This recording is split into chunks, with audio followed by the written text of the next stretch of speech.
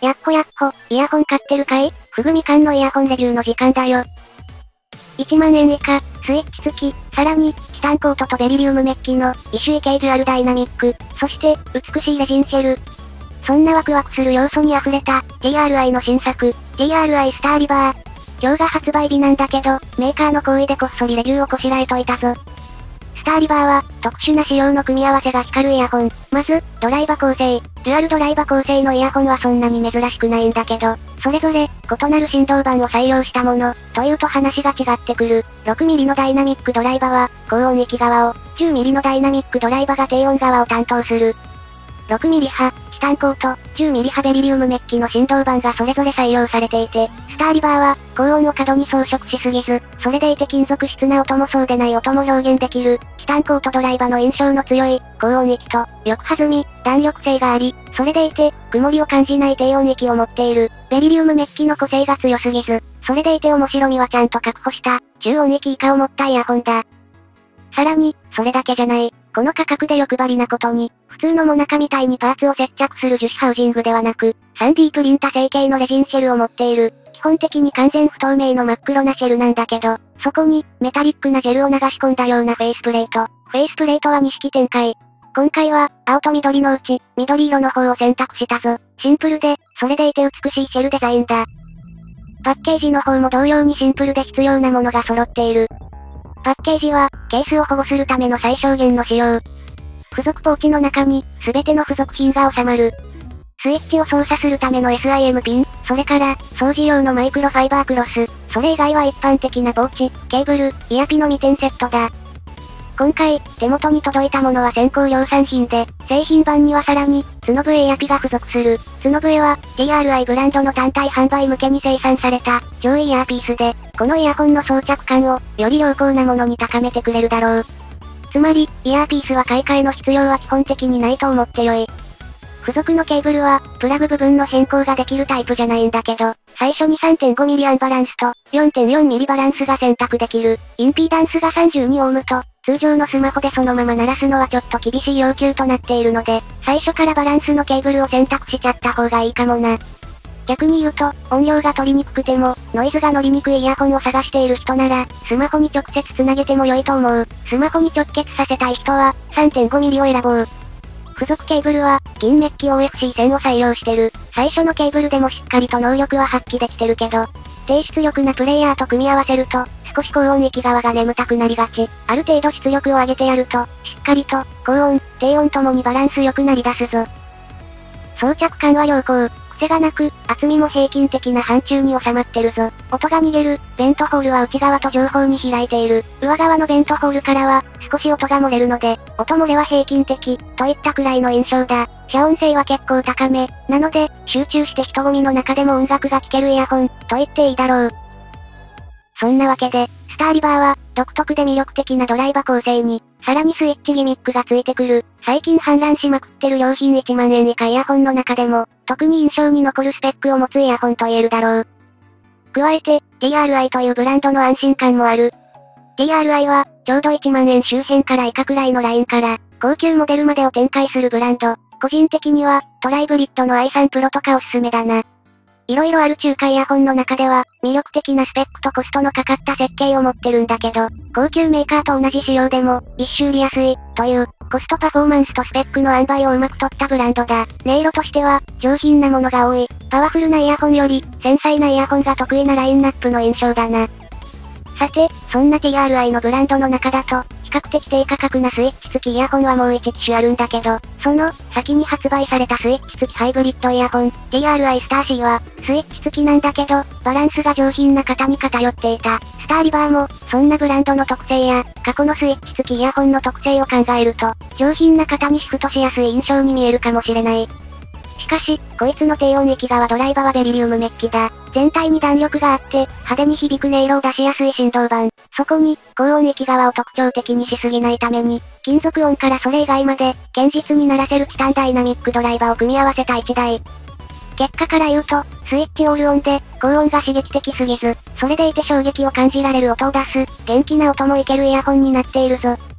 ちょうど、同時期に発売された、スイッチ付きの他社製1万円以下イヤホン、ジョイオビオシャインと存在が被るんだけど、低音のインパクトがはっきりとあって、その上、高音が刺激的になりすぎない、ということで、こちらの方が明らかに好み、という人も多いんじゃないかな。ベリリウムメッキの低音域の、弾力感と引き締まりの同時に来るような鳴り方が好きな人には、明らかに、スターリバーはおすすめだ。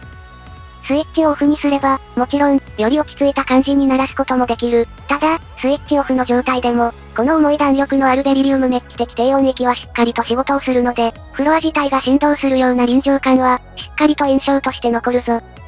基本的には低音域側が強いように聞こえるかもしれないけど、スイッチオールオンの状態なら、高音域側もしっかりとなる。ただし、BA が強く印象的に出てくるようなイヤホンよりも、しっかりとバランスを保っているのが印象的だ。通常のハイブリッド型に比べ、ダイナミックドライバのみで構成されたマルチドライバイヤホンは、それぞれのドライバの音色の温度感にあんまり差が出にくいのが特徴。ただし、今回のスターリバーは、ドライバの材質を変えているので、まるでハイブリッドみたいな、高音域と低音域の音質の違いを感じられる。ただし、超高音域に関しては無理して出して、粗さを出すような調整ではなく、チタンダイナミックドライバの、しっかり出るんだけど堅調な音色を持っていて、高音域側が鋭くなりすぎない、高音域側のスイッチをオンにしていても、この傾向はしっかり感じられるぞ。特に、スイッチオールオンでは、強烈な印象のサウンドに仕上がるんだけど、高音から超高音域のピークはしっかり除去されているので、高音が鋭いイヤホンは苦手だけど、強烈なサウンドが好きな人にはおすすめできるな。音色を分解してみよう。高音域は、ソリッドな音はこなせるものの、シビアすぎる金属音などはあえて出してないように思う。ちょうど、付属の銀メッキ線も合わせてこのバランスになってそうだ。もし、より高純度でシビアな音が出るケーブルやイヤキと組み合わせると、このバランスは崩れちゃうかも。初期状態でしっかり良い仕事ができてるってことだ。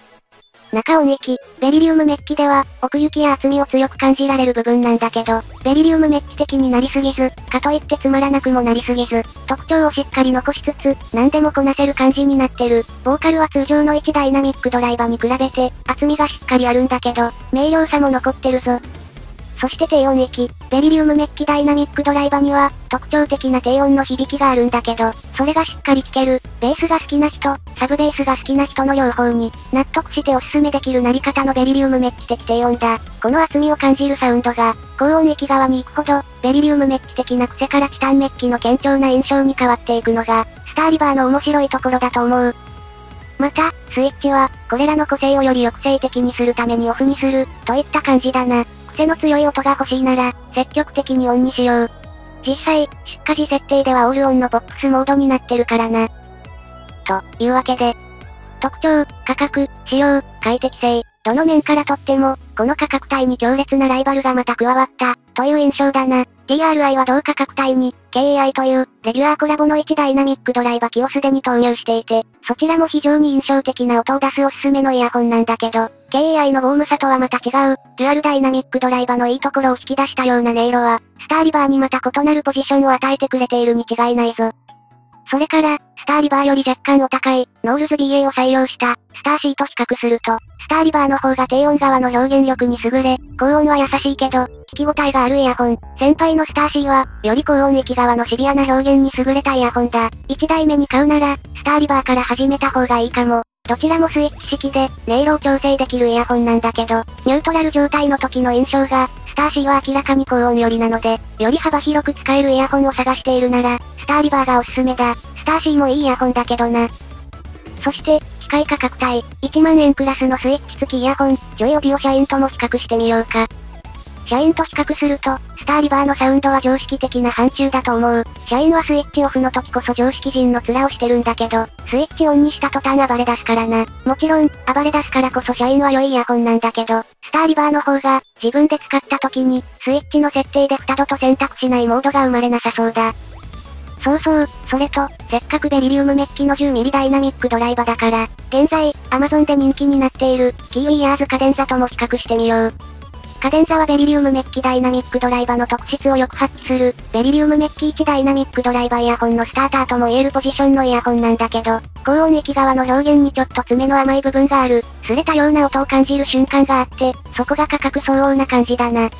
低音域側の表現は、カデンザ、スターリバーに類似点があるんだけど、高音域がよりうまくまとまってるのは、スターリバーの方だ。この1点では、明らかにカデンザよりもスターリバーがおすすめだな。スターリバーの空間には、特筆するような部分はない。比較的狭めの空間、近めになってる音、その中で低音が空間全体に響くような印象だ。狭いけど、特徴的な響き方なので、気に入る人も多いはずだぞ。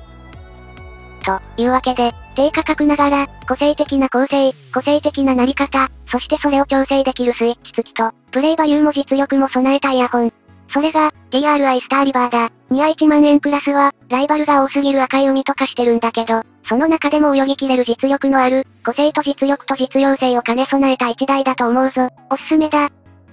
といったところで今回はここまで。